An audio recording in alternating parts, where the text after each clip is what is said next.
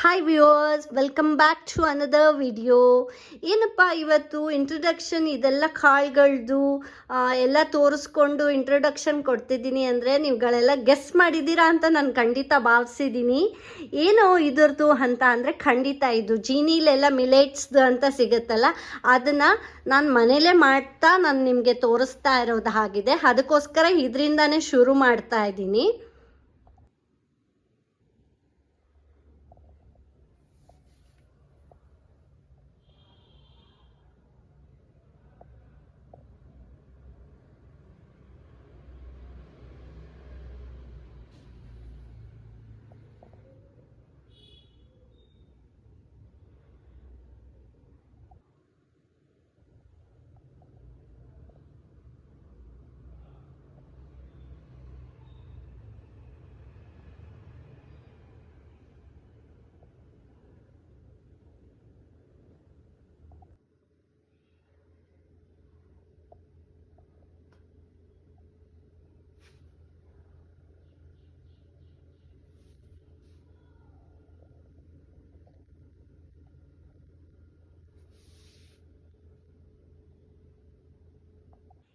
ಬನ್ನಿ, ಎಷ್ಟು ಅದು ಸಾಮಾನುಗಳು ಇಟ್ಕೊಂಡಿದ್ದೀನಿ ಅಂತ ನೀವು ನೋಡ್ಬೋದು.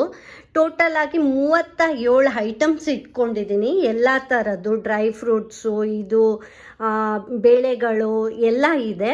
ಹಾಗಾಗಿ ಯಾವುದ್ಯಾವ್ದಿದೆ ಏನೇನು ಅಂತ ನಿಮಗೆ ತಿಳಿಸ್ಕೊಡ್ತೀನಿ ಬನ್ನಿ. ಮತ್ತು ಇನ್ನೊಂದೇನು ಅಂತ ಅಂದರೆ, ನಾನು ನಿಮ್ಗೆ ಇದೆಲ್ಲ ತೋರಿಸ್ತಿದ್ದೀನಲ್ಲ, ಇವಾಗ ನಾವು ಜೀನಿಗೆಲ್ಲ ಹೋದರೆ ಅಲ್ಲಿ ತೊಗೊಳ್ತೀವಿ, ಇದು ಮಾಡ್ತೀವಿ. ಇದು ನಾವು ಮನೇಲೇ ಮಾಡಿರೋದು ಅಂತ ಅಂದರೆ ಒಂದಲ್ಲ ಇನ್ನೂ 2 ಐಟಮ್ ಎಕ್ಸ್ಟ್ರಾ ಹಾಕ್ಕೊಂಡು ಮಾಡಿ ನಾವು ಹೆಲ್ತಿಯಾಗಿ ತಿಂದು ಚೆನ್ನಾಗಿರ್ಬೋದು ಅನ್ನೋದಕ್ಕೋಸ್ಕರ ನಾನು ತೋರಿಸ್ತಾ ಇದ್ದೀನಿ. ನಿಮ್ಗಳಿಗೆ ಇಂಟ್ರೆಸ್ಟ್ ಇದ್ದು ನಾನು ತೋರಿಸಿರೋದ್ರಲ್ಲಿ ವಿಡಿಯೋಲಿ ನಿಮ್ಗೆ ಇಷ್ಟ ಆಗಿ ನಿಮಗೆ ಬೇಕು ಅಂತ ಅಂದರೆ ನೀವು ಆರ್ಡ್ರ್ ಪ್ಲೇಸ್ ಮಾಡ್ಕೋಬೋದು. ನಿಮ್ಮ ಮನೆಗೆ ಡೈರೆಕ್ಟ್ ಡಿಸ್ಪ್ಯಾಚ್ ಆಗುತ್ತೆ ಇಷ್ಟ ಇದ್ದವರು. ಇಲ್ಲ ನೀವುಗಳೇ ಮನೇಲಿ ನೋಡಿಕೊಂಡು ನಾನು ತೋರಿಸಿದ್ದೀನಲ್ಲ, ಅದು ನೋಡ್ಕೊಂಡು ನೀವೇ ಮಾಡ್ಕೊಳ್ತೀರಾ ಅಂದರೂ ತೊಂದರೆ ಇಲ್ಲ, ಮಾಡ್ಕೊಳ್ಳಿ. ನನ್ನ ಉದ್ದೇಶ ಏನು ಅಂತ ಅಂದರೆ ಉಪಯೋಗ ಆಗಲಿ ಜನಕ್ಕೋಸ್ಕರ ಅನ್ನೋದೇ ವಿಡಿಯೋ ಮಾಡೋದು. ನೀವುಗಳು ನನ್ನ ಸಪೋರ್ಟ್ ಮಾಡ್ತಿದ್ದೀರಾ, ಹಾಗಾಗಿ ನಾನು ಇದದ್ದು ವಿಡಿಯೋ ಮಾಡ್ತಾ ಇರೋದಾಗಿದೆ. ಈಗ ಬನ್ನಿ ಏನೇನು ಹೇಗೆ ಅಂತ ನಾನು ತೋರಿಸ್ತೀನಿ ನಿಮಗೆ. ಫಸ್ಟ್ ಬಂದುಬಿಟ್ಟು ಈ ಬಟ್ಲಿಂದ ಶುರು ಮಾಡೋಣ. ಈ ಬಟ್ಲ ಅಳತೆಯಲ್ಲೇ ನಾನು ಎಲ್ಲನೂ ಸಾಮಾನು ಇಟ್ಕೊಂಡಿರೋದು. ಯಾವುದೊಂದು ಜಾಸ್ತಿ ಆದರೂ ಕಷ್ಟ, ಕಡಿಮೆ ಹಾಕಿದ್ರೂ ಕಷ್ಟ. ಕರೆಕ್ಟ್ ರೇಷಿಯೋಲೆಲ್ಲ ಹಾಕ್ಕೊಂಡು ಹೋಗ್ಬೇಕಾಗತ್ತೆ. ಅದಕ್ಕೋಸ್ಕರ ನಾನು ನಿಮಗೆ ತಿಳಿಸ್ತಾ ಇರೋದು. ತೋರಿಸಿರೋ ಬಟ್ಲಲ್ಲೇ ನಾನು ಲೆಕ್ಕ ಇಟ್ಕೊಂಡು ಎಲ್ಲನೂ ಮಾಡ್ತಾ ಬಂದಿರೋದು.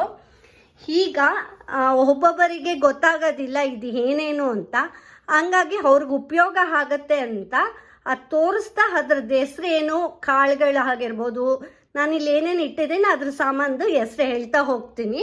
ಅವಾಗ ನೀವು ಅಂಗಡಿಗೆ ಹೋದಾಗ ನೋಡ್ತಾ ತರೋದಕ್ಕೆ ಈಸಿ ಆಗುತ್ತೆ ಅನ್ನೋದಕ್ಕೋಸ್ಕರ ಮಾಡ್ತಾ ಇದ್ದೀನಿ. ಬನ್ನಿ ಹೀಗೇನು ಅಂತ ತೋರಿಸ್ತೀನಿ, ಏನೇನು ಅಂತ ಹೇಳ್ತೀನಿ ನಿಮಗೆ. ಈ ಬಟ್ಲು ನೋಡಿ, ಈ ಬಟ್ಲಲ್ಲಿ ಫುಲ್ ತುಂಬಿಸಿದ್ರೆ ಅರ್ಧ kg ಆಗುತ್ತೆ. ಇದು ಅರ್ಧ kg ಬಟ್ಲದು ಇದು ಸೈಜು. ನಾನು ಆಚೆ ಕಡೆಯಿಂದ ತಗೊಂಡ್ರೆ ಬರೀ ಇಲ್ಲ ಅಂದರೆ ಇಷ್ಟದೇ ಮಾಡಬೇಕು ಅಂತ ನಿಮ್ಮ ಮನಸ್ಸಲ್ಲಿ ಇದ್ದು ಮಾಡಿದ್ರೆ ನಿಮ್ಗೆ ಏನಾಗುತ್ತೆ, ಒಂದು ಅಳತೆಯಲ್ಲೂ ನೀಟಾಗಿ ಬರುತ್ತೆ, ಮತ್ತು ಪೌಡ್ರು ಮಾಡಿದಾಗೂ ಒಳ್ಳೆ ಟೇಸ್ಟ್ ಇರುತ್ತೆ. ನೀವು ಕುಡಿಯೋವಾಗ ಚೆನ್ನಾಗಿರುತ್ತೆ, ಎಂಜಾಯ್ ಮಾಡಿ ಕುಡಿಬೋದು. ಅದಕ್ಕೋಸ್ಕರ ಹೀಗೆ ಬನ್ನಿ ಹೇಳ್ತೀನಿ. ಇದು ಬಂದುಬಿಟ್ಟು ವೈಟ್ ಜೋಳ, ಅರ್ಧ kgನೇ ಹಾಕ್ಕೊಂಡಿದ್ದೀನಿ. ಈ ಬಟ್ಲಿ ಏನಂದರೆ ಅರ್ಧ kg, ಇದು ಫುಲ್ಲು ತುಂಬಿಸ್ಕೊಂಡಿದ್ದೀನಿ. ಇದು ಬಂದ್ಬಿಟ್ಟು ಜೋಳ, ವೈಟ್ ಜೋಳ ಅಂತಾರೆ. ಇದು ಅರ್ಧ kg ಇಲ್ಲ ಹಾಕಿರೋದನ್ನ ಹರಡಿದ್ದೀನಿ. ಯಾಕಂದರೆ ಬಿಸಿಲಲ್ಲಿ ಒಣಗಬೇಕು, ಹಾಗೆ ಇದು ಮಾಡೋದಕ್ಕಾಗಲ್ಲ. ಬಿಸಿಲಲ್ಲಿ ಒಣಗಿದ್ರು ಆಮೇಲೆ ಇದು ಹುರ್ಕೊಳ್ಬೇಕಾಗತ್ತೆ. ಒಂದು ಸ್ವಲ್ಪ ಗ್ಯಾಸಲ್ಲಿ ಎಲ್ಲ ಒಂದೊಂದು 10 ನಿಮಿಷ ಸೀದೋಗಿ ಬಿಡಬಾರ್ದು, ಹಾಗೇ ಮಾಡಬೇಕಾಗತ್ತೆ. ಅದಕ್ಕೋಸ್ಕರ ಇಲ್ಲೆಲ್ಲ ಈ ಥರ ನಾನು ಹರಡಿ ಮಾಡಿರೋದು. ನಿಮ್ಗಳಿಗೂ ತೋರಿಸೋವಾಗ ಈಸಿ ಆಗುತ್ತೆ, ಎಷ್ಟೆಷ್ಟಿರುತ್ತೆ ಅಂತ ಗೊತ್ತಾಗುತ್ತಲ್ವ. ಒಬ್ಬೊಬ್ರು ಕಣ್ಣು ಅಳತೆಯಲ್ಲೇ ಹೇಳ್ತಾರೆ ಎಷ್ಟು ಅಂತ, ಹಾಗಾಗಿ ನಿಮ್ಗಳಿಗೆ ಉಪಯೋಗ ಆಗಲಿ ಅನ್ನೋದಕ್ಕೋಸ್ಕರ ಹೇಳ್ತಾ ಇದ್ದೀನಿ. ಜೋಳದ ಆಗಿದೆ. ಫಸ್ಟ್ ಜೋಳ, ಇದು ವೈಟ್ ಜೋಳ ಅಂತಾರೆ. ಇದು ಬಂದ್ಬಿಟ್ಟು ಕಾರ್ನ್ ಜೋಳ, ಇದು ಅಷ್ಟೇ ಅರ್ಧ kg ಇದೆ. ಇದು ಜೀರಿಗೆನೂ ಅಷ್ಟೇ ಅರ್ಧ kg ಇಟ್ಕೊಂಡಿದ್ದೀನಿ. ಆಮೇಲೆ ಇದು ಬಂದ್ಬಿಟ್ಟು ಅಳಸಂದಿ ಕಾಳು ಅಂತ ಹೇಳ್ತಾರೆ. ನಾವು ಸಾರು ಇದು ಎಲ್ಲ ಮಾಡ್ತೀವಲ್ವ, ಇದು ಅಳಸಂದಿ ಕಾಳು. ಇದು ಬಂದು ಗ್ರೌಂಡ್ ನೆಟ್, ಕಡಲೆ ಬೀಜ ಅಂತ ಹೇಳ್ತಾರೆ. ಅದನ್ನು ಎಲ್ಲ ಅರ್ಧನೇ ತೊಗೊಂಡಿದ್ದೀನಿ. ಆಮೇಲೆ ಈ ತೊಗರಿ ಬೇಳೆ ನಾವು ಸಾರೆಲ್ಲ ಮಾಡ್ತೀವಲ್ಲ ಅದರದ್ದು ಅರ್ಧ. ಆಮೇಲೆ ಇದ್ರ ಪಕ್ಕ ಇದೆ ನೋಡಿ, ಇದು ಬಂದ್ಬಿಟ್ಟು ಮೆಂತ್ಯ ನಾನು ಎಷ್ಟು ಕಡಿಮೆ ತೊಗೊಂಡಿದ್ದೀನಿ ನೋಡಿ, 1 ಸ್ಪೂನ್ ಲೆಕ್ಕ ಅಂತ ಹೇಳ್ಬೋದು. ಮೆಂತ್ಯ ಎಷ್ಟು ಕಡಿಮೆ ಇದೆ ನೋಡಿ ನಾನು ತೊಗೊಂಡಿರೋದು ಅಷ್ಟೇನೆ, ಯಾಕಂದರೆ ಕೈ ಬರಬಾರ್ದು ಅನ್ನೋದಕ್ಕೋಸ್ಕರ. ಅದು ಗೋಧಿ ಹಸಿಟ್ಟೆಲ್ಲ ಮಾಡ್ಕೋತೀವಲ್ಲ ಆ ಗೋಧಿ, ಅದು ಅರ್ಧ ಇದೆ. ಅದ್ರ ಪಕ್ಕ ಇರೋದು ಇದು ಹಾರ್ಸ್ ಗ್ರಾಮು, ಇದು ಅರ್ಧ ಕೆಜಿನೇ. ಮತ್ತು ಇದು ಒಗ್ಗರಣೆ ಮಾಡ್ತೀವಲ್ಲ ಅದು ಬೇಳೆದು ಕಡಲೆಬೇಳೆ, ಅದೂ ಅಷ್ಟೇ ಒಂದು ಅರ್ಧ ಕೆಜಿಗೆ ಒಂಚೂರು ಕಡಿಮೆ ಇದೆ ಅಷ್ಟೇನೆ. ಆಮೇಲೆ ಇದು ಬಂದ್ಬಿಟ್ಟು ಗ್ರೀನ್ ಗ್ರಾಮ್ದು ಇಟ್ಕೊಂಡಿದ್ದೀನಿ. ಇದು ಅರ್ಧ ಕೆಜಿ ತೊಗೊಂಡಿದ್ದೀನಿ. ಅದ್ರ ಪಕ್ಕ ಇಟ್ಟಿರೋದು ಕಡಲೆಪಪ್ಪು ಅರ್ಧನೇ ತೊಗೊಂಡಿದ್ದೀನಿ. ಇಲ್ಲಿರೋಷ್ಟು ಎಲ್ಲ ನಾನು ನಿಮಗೆ ತಿಳಿಸ್ಕೊಟ್ಟಿದ್ದೀನಿ. ಈಗ ಇನ್ನೊಂದು ನೆಕ್ಸ್ಟಲ್ಲಿ ಇಟ್ಟಿರೋದ್ರಲ್ಲಿ ಅದನ್ನು ನಿಮಗೆ ತೋರಿಸ್ತಾ ಹೇಳ್ತಾ ಬನ್ನಿ.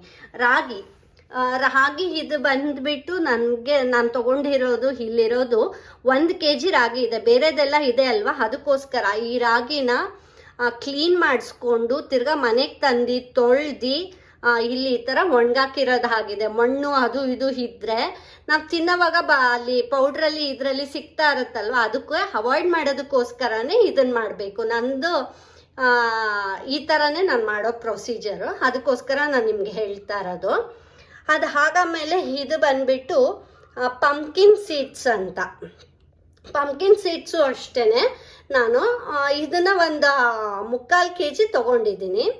ಅದಾದಮೇಲೆ ಇದು ಬಂದ್ಬಿಟ್ಟು ಹೆಸರು ಬೇಳೆನೂ ಒಂದು ಅರ್ಧ ಕೆಜಿ ತೊಗೊಂಡಿದ್ದೀನಿ.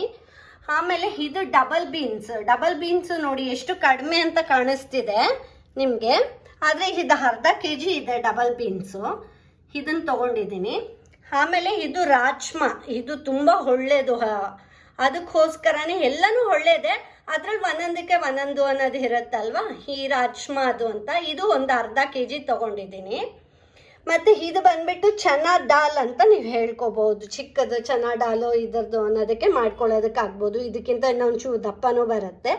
ಅದು ಇಲ್ಲಿದನ್ನು ಕಂಪ್ಲೀಟ್ ಮಾಡಿದ್ದೀನಿ. ಇವಾಗ ಇಲ್ಲೂ ಏನೇನು ಇತ್ತು, ಎಷ್ಟೆಷ್ಟದ್ದು ಹಾಕಿ ಹೇಗಿದೆ ಅಂತ. ನೆಕ್ಸ್ಟಲ್ಲಿ ಇನ್ನೇನಿದೆ ಅಂತ ಅದರಲ್ಲೂ ತೋರಿಸ್ತೀನಿ ಬನ್ನಿ. ಇದು ಬಂದ್ಬಿಟ್ಟು ಬ್ಲ್ಯಾಕ್ ಪೆಪ್ಪರ್, ಮೆಣಸು ಅಂತೀವಲ್ವಾ ಅದು, ಇದು ಮೆಣಸು. ಅದಾದಮೇಲೆ ಇದು ಬಂದ್ಬಿಟ್ಟು ಫ್ಲ್ಯಾಕ್ಸ್ ಸೀಡ್ಸು ನೋಡಿ, ಕ್ಷಮಿಸಿ, ಈ ಮೆಣಸು ಬಂದ್ಬಿಟ್ಟು ನಾನು ತೀರಾ ಕಡಿಮೆಗೆ ತೊಗೊಂಡಿದ್ದೀನಿ, ಅದಕ್ಕೋಸ್ಕರ ನಿಮ್ಗೆ ಹೇಳ್ತಾ ಇರೋದು. ಇಷ್ಟ ನಾನು ತೊಗೊಂಡಿರೋದು. ಇದ್ರೆ ಅದು ಒಂದು 50ರಿಂದ ಮೇಲೆ ಇನ್ನೊಂದು ಚೂರು ಇರ್ಬೋದು ಅಷ್ಟೇ. ಅದು ಆಮೇಲೆ ಇದು ಫ್ಲ್ಯಾಕ್ಸ್ ಸೀಡ್ಸ್ ಸ್ವಲ್ಪ ಜಾಸ್ತಿ ಇಟ್ಕೊಂಡಿದ್ದೀನಿ, ಮುಕ್ಕಾಲ ಆಗುತ್ತೆ, ಅದು ಮುಕ್ಕಾಲು ಇಟ್ಕೊಂಡಿರೋದು. ಇದು ಸನ್ಫ್ಲವರ್ ಸೀಡ್ಸ್ ಅಂತಾರೆ, ಇದನ್ನ ಅರ್ಧ ತೊಗೊಂಡಿದ್ದೀನಿ. ಇದು ಬಂದ್ಬಿಟ್ಟು ಮೈಸೂರು ಬೇಳೆ, ಇದು ಅಷ್ಟೇ 1 ಕೆಜಿ ತೊಗೊಂಡಿರೋದು ಆಗಿದೆ. ಆಮೇಲೆ ಸೋಂಪು ಈಗ ಕಾಳುಗಳಿರುತ್ತಲ್ವ, ಡೈಜೆಷನ್ ಯಾರಿಗಾದ್ರೂ ಆಗೋದಿಲ್ಲ ಈ ಕಾಳುಗಳೆಲ್ಲ ಮಾಡಿದ್ರೆ ಅನ್ನೋರಿಗೆ ಈ ಸೋಂಪು ಹಾಕಿದ್ರೆ ಅದ್ರ ಜೊತೆನೆ ಹಂಗೆ ಡೈಜೆಷನ್ ಪ್ರಾಬ್ಲಮ್ ಇರೋರಿಗೆ ಉಪಯೋಗ ಆಗುತ್ತೆ ಅನ್ನೋದಕ್ಕೋಸ್ಕರ ಅವ್ರಿಗೆ ಅದು ಆಮೇಲೆ ಇದು ಡ್ರೈ ಫ್ರೂಟ್ಸು, 3 ಡ್ರೈ ಫ್ರೂಟ್ಸು, ಪಿಸ್ತಾ ಅದು ಬಂದ್ಬಿಟ್ಟು ಸ್ವಲ್ಪ ಜಾಸ್ತಿ ತಗೊಂಡಿದ್ದೀನಿ. ಬಾದಾಮಿ, ಇಲ್ಲಿ ನೋಡ್ಬೋದು ದ್ರಾಕ್ಷಿ. ಈ ಪಿಸ್ತಾ, ಬಾದಾಮಿ, ದ್ರಾಕ್ಷಿ 3 ಅಷ್ಟೇನೆ ನಾನು ಒಂದೇ ಸಮ ಪ್ರಮಾಣದಲ್ಲಿ ತಗೊಂಡಿರೋದು ಆಗಿದೆ. ಆದ್ರೆ ಎಲ್ಲ ನೀವು ಅರ್ಧ ಕೆಜಿ ಅಂತ ಇಟ್ಕೋಬಹುದು. ಅರ್ಧ ಕೆಜಿಗಿಂತ ಇನ್ನೊಂದು ಚೂರು ಕಡಿಮೆ ಇದೆ, ಪಿಸ್ತಾದೊಂದು ಚೂರು ಮಾತ್ರ. ಇಷ್ಟೇ ಬೇಕಾಗಿರೋ ಇಂಗ್ರೀಡಿಯೆಂಟ್ಸ್ ನಾನು ಮಾಡೋದ್ರಲ್ಲಿ. ನೋಡಿ ಇಲ್ಲೇ ನೋಡ್ಕೋಬಹುದು ನೀವು, 27 ಐಟಮ್ಸ್ ಇಟ್ಕೊಂಡಿದ್ದೀನಿ ನಾನು ಮಾಡೋದಿಕ್ಕೆ. ಇದನ್ನೆಲ್ಲ ನಾನು 2 ದಿನ ಬಿಸಿಲು ಇದೆ ಅಲ್ವಾ ನೆನ್ನೆಯಿಂದ, ಹಾಗಾಗಿ ಫುಲ್ಲು ಒಣಗಿಸ್ಕೊಂಡು ಮಾಡ್ತಾ ಇರೋದು ಆಗಿದೆ. ನೀವುಗಳು ಅಷ್ಟೇ ನೀಟಾಗಿ ಒಣಗಿಸ್ಕೊಂಡು ಮಾಡಿದ್ರೆ ಪೌಡ್ರ್ ಎಲ್ಲ ಹಾಳಾಗೋದಿಲ್ಲ, ಜಾಸ್ತಿ ದಿನ ಹಿಡ್ಕೋಬಹುದು.